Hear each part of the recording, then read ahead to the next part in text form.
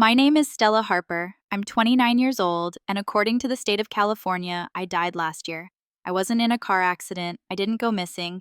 My own parents filed a presumptive death certificate behind my back. Why? So they could take the $35 million inheritance my grandfather left for me. I thought the worst part would be watching my father light the check on fire. I was wrong. The worst part was realizing they never intended for me to survive on paper or in real life. But here's what they didn't count on. My grandfather saw this coming, and he left me more than a fortune. He left me a plan, a war map, and now they're the ones who should be afraid. The room smelled like wealth-pished mahogany old books and quiet contempt.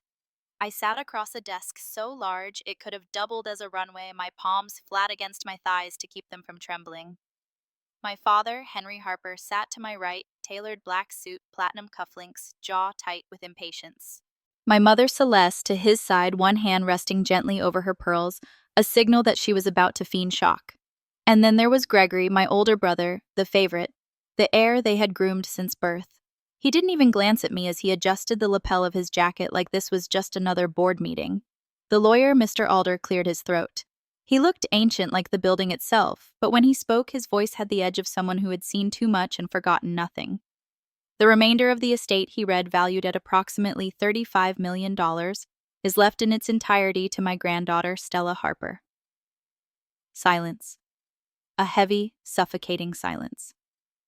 Then, what? Gregory spat, his voice cracking like glass. That's a mistake. She manipulated him. He was sick. My mother gasped like she was on a soap opera, her hand clutching her chest. This must be corrected. You people know she's unstable.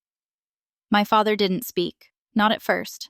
He reached forward instead, calm and deliberate, and plucked the cashier's check from the folder Alder had placed before me.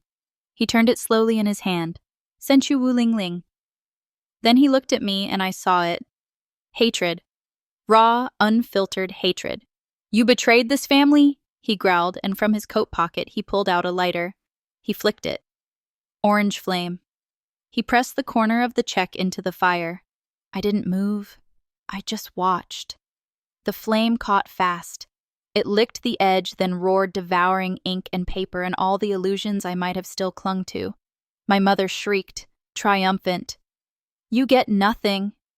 Ash drifted toward me like snow. They were waiting for me to scream, to cry, to plead. But I didn't. I looked at my father, truly looked, and felt nothing. No fear, only silence. My grandfather knew this would happen, I said quietly. Then I stood up. I picked up the worn leather briefcase Alder had placed beside my chair, the one Grandpa Raymond had made me promise to protect, and I walked out of the room without looking back. They thought they had won. They didn't know the game had just started. After I walked out of that office, I didn't go home because I hadn't had a real home in years. Not since I learned that in the Harper family, love came with conditions. And I had failed them all. I was 15 when I built my first architectural model, a sleek modern library with sustainable features and local stone facades. I spent 3 months on it. It was ugly in some places, brilliant in others, but it was mine. I carried it into the living room one December evening, my cheeks flushed with hope. Dad, look what I made. He didn't even glance up from his phone. That's nice, Stella, he muttered, then turned to Gregory. Did you fix the scratch on the Tesla, or do I need to call the dealership? Mom offered her signature smile. Sweet, soft, poisonous. Just set it on the side table, sweetheart. We don't want it cluttering the room. Later that night, I found the model near the recycling bin. Its miniature skylights cracked. Gregory got grounded for scratching the car, and then he got it back the next day. I got forgotten. At Stanford, I poured myself into a business plan for a platform that connected local artisans with global markets. Handmade goods, small batch production, ethical sourcing. It was the kind of thing I believed could change lives. I printed copies of the pitch deck, formatted projections, even color-coded the damn index tabs. At dinner, I passed it to my father, just hoping for a sliver of recognition. He leafed through it once, then smirked. Naive, he said, flicking the binder onto the marble table. The world doesn't run on charity, Stella. It runs on leverage. Then he turned to Gregory. Tell her about the Marlowe acquisition. 6 months later, my father launched a new venture. Its name was different, the website was sleeker, but it was my model, my research down to the pricing tiers. Gregory was announced as the CEO. I confronted my mother. She gave me that same practiced expression, concerned yet placating. You should be proud. Your ideas are good enough for the family to use. We're all on the same team, honey. But I wasn't on the team. I wasn't even a player. I was a utility, a pipeline, a ghost in the family brand. So I did the only thing I could. I left. I moved to Boston, found a tiny studio apartment with creaky floorboards and no central air. Got a job at a nonprofit, cut off contact. One slow silence at a time. No more texts, no more dinners, no more pretending. It was lonely, but it was mine, and for the first time, I could breathe. The hospice smelled like lemon cleaner and loss. I hadn't seen Grandpa Raymond in months. Not because I didn't want to, but because I couldn't face him, not after vanishing from the family like smoke. But something told me it was time. When I stepped into that white-walled room, he looked impossibly small. The man who used to carry lumber on his shoulder and split firewood with one hand was now buried under hospital sheets. But his eyes, they were still sharp, still fire. He saw me and smiled. "Stella," he rasped. "There you are." I swallowed the knot in my throat and sat beside him. His hand was trembling, paper-thin skin stretched over bone. "I thought you forgot about me," he said. "Never," I whispered. He looked toward the foot of his bed and motioned weakly. There, resting quietly on a chair, was a worn leather briefcase, the kind you'd find in an old legal drama. The brass clasps were tarnished but polished with care. I hadn't seen it since I was 10. "Take it," he whispered. "Everything you need is in there." "Grandpa, what is this?" He gripped my wrist harder than I expected. "When the storm comes, trust Alder." "Only Alder. He knows the steps." His voice cracked on the word storm. Behind us, I heard murmurs. My parents whispering outside the door, probably discussing funeral outfits and PR language. But in that moment, they didn't exist. Only Grandpa did. "And me. You were always the one," he said. "Not Gregory. You. You saw people. You listened. You cared." My throat burned. He had always said things like that in quiet ways. Small gestures, subtle praise, but never this plainly. Not until now. "I don't know what to do without you," I whispered. "Yes, you do." He smiled faintly. "You just don't know you do." 2 days later, he died in his sleep. They held a memorial at a golf club. No tears, just catered shrimp and cold eulogies. Gregory gave a speech about legacy. I said nothing because I knew Grandpa's real legacy wasn't in marble plaques or donation wings. It was in that briefcase, and whatever hell he saw coming, I was now walking straight into it. The downtown bank branch looked like a courthouse, and a cathedral had a baby-tall marble columns, gold chandeliers, and the suffocating air of judgment. I hated it immediately. Mr. Alder walked beside me, calm and unreadable as ever. The briefcase swung gently in his hand like a sword sheathed in leather. We didn't wait in line. He had already arranged a private meeting with the branch manager, a man named Peterson, whose glass office overlooked the chaos below like a king watching peasants. Peterson stood up when we entered. His handshake was lukewarm, and his eyes slid past me like I was a chair. "Mr. Alder and you must be Stella Harper," I said. His expression flickered. A pause, a quick recalibration. "I see. Please sit." We did. Mr. Alder leaned forward. "We'd like a full statement of Miss Harper's accounts and assets." Peterson nodded, then hesitated. "That may present a problem." I frowned. "Why, it's my account." He turned his monitor toward me, and there it was. My name, my photo, my date of birth, and next to it in bold, unforgiving red font, one single word: deceased. I didn't speak. I couldn't. My lungs simply forgot how to work. This is wrong," I finally said. "I'm afraid not." Peterson replied, suddenly cold and clipped. "According to court documents, Miss Harper was declared legally deceased 6 months ago." I turned to Alder, but he was already pulling out a pen. "On what grounds was this declaration made?" he asked, voice sharp as ice. Peterson adjusted his tie. "A petition was filed with the San Mateo County Court by Miss Harper's next of kin. She had reportedly been missing for over a year with no contact. A death certificate was issued based on legal presumption, presumed dead.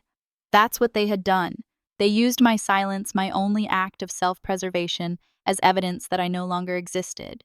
They didn't forge anything. They didn't hack a system. They used the system, twisted it around my absence like a noose. "You will unfreeze the accounts immediately," Alder said. Peterson looked almost apologetic. "I can't, sir, without a court order overturning the certificate. Miss Harper, as far as the law is concerned, does not exist." I walked out in a daze. Outside, the streets buzzed like normal cars, honking people rushing the smell of hot dog carts and summer smog. But I didn't feel real anymore. I was a ghost. A breathing, blinking, legally erased ghost. Back at the safe house, Alder poured black coffee and laid out files like weapons. "This is their strategy." He said they know it'll take months, maybe years, to reverse the death certificate. "You'll need lawyers, court hearings, money you can't access." He looked me dead in the eye. "They're not just trying to take your inheritance. They're trying to bury your name, strip your existence, make you give up." And for a moment I wanted to. The weight was crushing, the loneliness suffocating. But then I remembered Grandpa's voice on that video. "We fight smarter." I sat up straighter, "Then let's fight." "Good," Alder said, "because step 2 begins now." There was a woman who had been with my grandfather for 32 years, Maria Alvarez. She wasn't just the housekeeper, she was family. Even if my parents never admitted it, she knew everything. She saw everything. If anyone had witnessed the pressure they put on Grandpa before he died, it was her. And she was our only shot. But Maria had disappeared. After the funeral, she resigned quietly and moved out of state. No forwarding address, no social media, no paper trail. Mr. Alder called it retired in fear. "She knew too much," he said, "which means they probably know she's a threat too." Finding her became our mission. Every night, we poured through records, every contact Grandpa ever had. Phone logs, letters, old Christmas cards. After 4 days, we found a lead. She was living with her daughter in a small town in upstate New York. The plan was simple. Drive up there quietly, talk to her in person, secure a sworn affidavit. Just one voice confirming what they did. It could stop a judge from approving property sales. It could unravel the whole case they built. It could change everything. But the silence was getting to me. The isolation. I couldn't leave the safe house, couldn't talk to anyone, couldn't breathe without wondering if someone was watching. And in that loneliness, I made the worst mistake of my life. I called Chris. We met in college. He was the kind of guy who made everyone feel like the most important person in the room. We had shared dorm pizza heartbreaks, job interviews, and bad tequila. He'd even held my hand the night my dog died. He was the one threat I had left to my old life. "Stella." His voice cracked through the phone. "Oh my God, I thought you were..." "Everyone said Jesus, I thought you were dead." I wanted to hang up. I really did, but I didn't. I needed someone to remember I existed. "I'm safe," I said.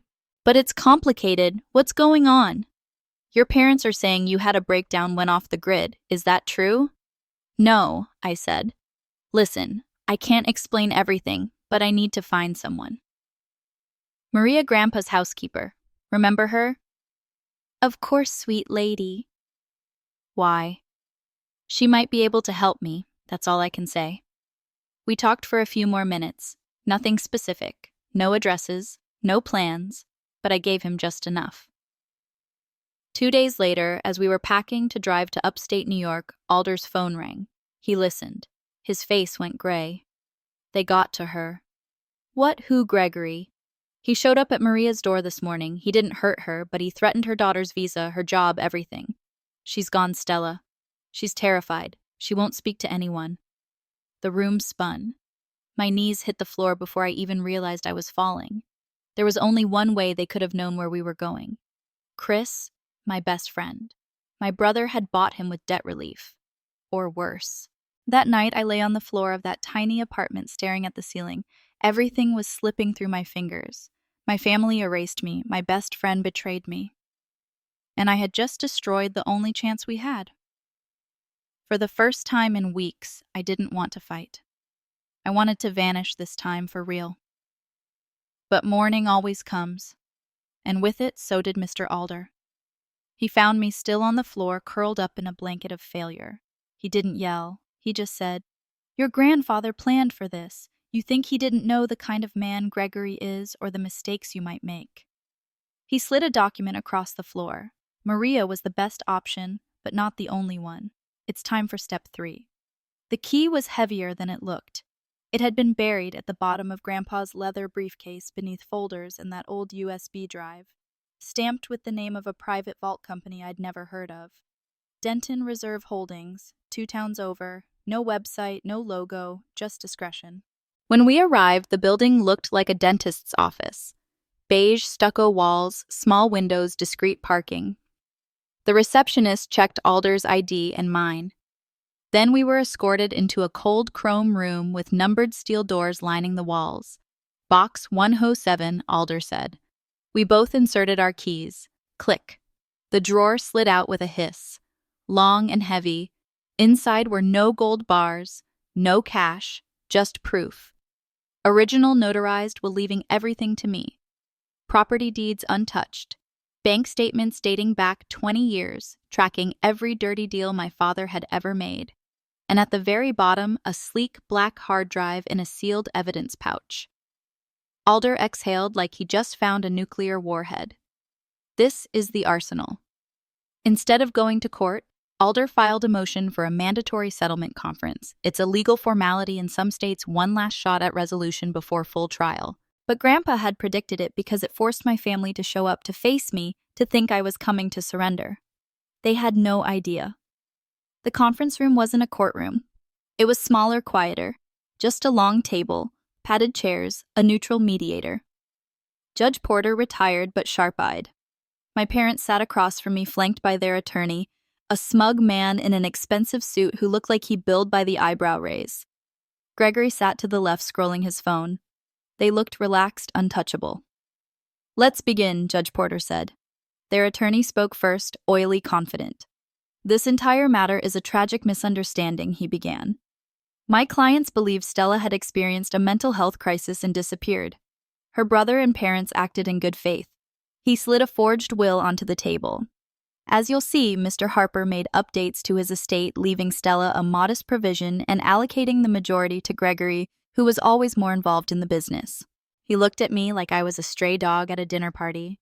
We are prepared to offer a one-time settlement of $250,000 in exchange for Stella renouncing all claims. My mother nodded, teary-eyed but composed. My father didn't look at me once. Gregory smirked. Then Alder stood. He didn't raise his voice. He didn't posture. He simply opened a folder. Your Honor, he said, this is a copy of a wire transfer 50 from a shell corporation tied to Mr. Henry Harper to Judge Nolan of the San Mateo County Court, the same judge who signed Stella Harper's presumptive death certificate. The air went still. Their lawyer blinked. That's slander. No, Alder said calmly. That's bribery. He slid another document across the table. And here is a sworn affidavit from Maria Alvarez. It outlines years of manipulation, emotional abuse, and coercion directed at Mr. Raymond Harper. She personally witnessed efforts to force him into rewriting his will. Gregory palled. My mother's hands trembled in her lap. And then came the final blow. Alder reached into his bag and pulled out a laptop, connected the hard drive. Your Honor, with your permission, I'd like to share a video. Objection, their lawyer shouted. We were never given this in discovery. This is not trial, Judge Porter said. Sit down. The screen flickered to life. My grandfather appeared sitting in his study, the date on the newspaper he held 2 weeks before his death. My name is Raymond Harper, he said. And if you're seeing this, it means my family has tried to steal what I built. He looked directly at the camera. To Stella, you were always the one I trusted. This plan is my way of making peace, of fighting back the only way I know how. He paused. To the others, I forgive you, but I will not allow you to erase her. Then the video shifted, grainy black and white security cam footage. Gregory and my father in the same room, towering over Grandpa. Sign the goddamn papers, old man, my father growled. Do it, or we'll make sure you rot in state care alone. Grandpa's trembling hand reached for the pen he signed, the same forged will they had just presented. Silence. Not courtroom silence. Graveyard silence. Even the air conditioners seemed to shut up. Judge Porter finally spoke. This is no longer a family dispute. He stood and left the room. Moments later, the hallway filled with quiet men in suits. Federal agents. They arrested my father and Gregory on the spot. Wire fraud, conspiracy, bribery, elder coercion. No handcuffs, just soft voices and solemn eyes. I watched as my father's face, once carved from granite, cracked. And Gregory, he couldn't even meet my eyes. My mother wasn't arrested that day. But her world ended just the same. She sat alone, clutching her purse like it was a life vest. Everything frozen. Her assets, her reputation, her place in society gone. As I stepped into the sunlight outside, the air felt different, lighter. I had walked in as a ghost and walked out reborn. 3 days after the settlement conference, my phone buzzed with a number I hadn't seen in over a year. Mom, for the first time in my life, she was the one reaching out. "Can we meet?" she asked. "Please, just 5 minutes." We met at a small coffee shop in Brooklyn. Neutral territory, no memories, no ghosts. She was already seated when I arrived at a table by the window. Her hair wasn't styled like usual. The eyeliner was smudged. Her fingers trembled as she stirred her coffee over and over. She looked smaller somehow, not physically, spiritually. "Stella," she said softly, "thank you for coming." I didn't say anything. She blinked rapidly, trying to hold it together. "Then you have to help us." "Help you," I repeated. "Your father and Gregory, they could go to prison. Real prison. Please, you have to talk to the prosecutors. Explain." It was a misunderstanding. I let the silence stretch. A misunderstanding, I echoed. "Yes, your father was under pressure. He just wanted to protect the family legacy. He loves you in his own way." I stirred my coffee slowly. "He had me declared legally dead." I said, "You watched him burn my inheritance and said I deserved nothing. He made mistakes. He weaponized the court system. He thought you abandoned us." "I did," I said evenly, "because I had to survive you." She reached across the table and grabbed my hand the same way she used to when I was 6 and afraid of the dark. "I'm your mother, Stella. You can't do this to your own mother." And that's when I knew. This wasn't remorse. This was fear. She didn't come here to say sorry. She came because she had nothing left to hold on to. I slipped my hand from hers and reached into my bag, pulled out a card, slid it across the table. "This is James Blake," I said. "Defense attorney, federal level. He's not cheap, but he's good." She stared at it, then looked up at me confused. What is this help?" I said. "It's the only help I'm willing to give. You're really gonna let them take everything from us? You already took everything from me." I stood up, took a last sip of coffee. "But you're still my mother and you're going to need a good lawyer. That's the last thing I can do for you." I walked out into the fall air. No victory speech, no revenge fantasy fulfilled, just one clean line in the sand. One final severing, and the first real peace I had ever known. I didn't keep the empire, that sprawling corporate machine my grandfather had built. The deals, the buildings, the ruthless legacy. It wasn't mine. It had never been. I sold it off piece by piece. The money went into a trust mostly. I kept enough to live, to build, to breathe. But there was one part I couldn't let go of. A small tech division buried inside the company. One that my father had mocked and Gregory had stolen the framework for. My idea, my original vision. I took it back. We rebuilt it from the ground up. A platform connecting local artisans and small creators to buyers around the world. We focused on transparency, storytelling, and sustainability. It didn't make explosive profits, but it made impact, and that felt right. The rest of the fortune went into a new foundation, the Raymond Harper Initiative. Its mission was simple and deeply personal: to provide legal aid and protection for victims of familial coercion, financial abuse, and elder exploitation. I hired lawyers, therapists, and investigators. We launched case after case. Every time we helped someone reclaim their stolen rights, it felt like I was rebuilding something not just for me, but for people like me. It wasn't revenge, it was repair.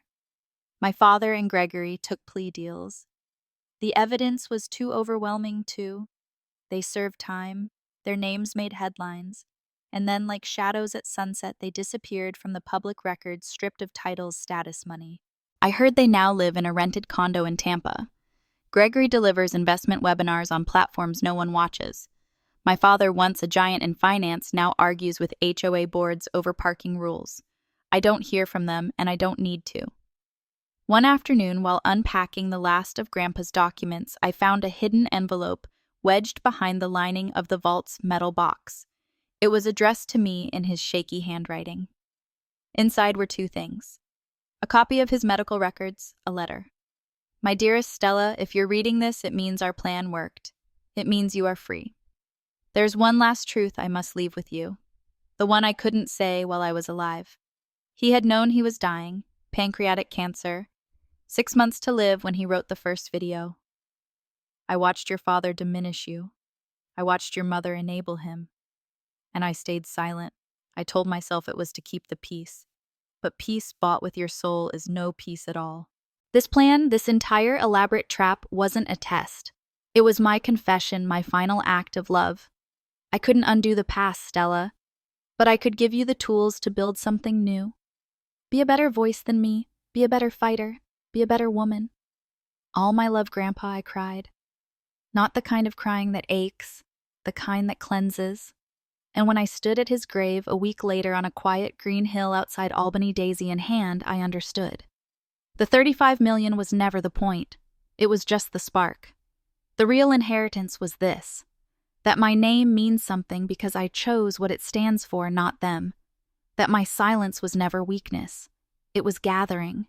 That my voice finally was mine. I laid the flower on his stone and whispered, "Thank you." Then I turned, walked down the hill, and didn't look back. For the first time in my life, the future was mine to write.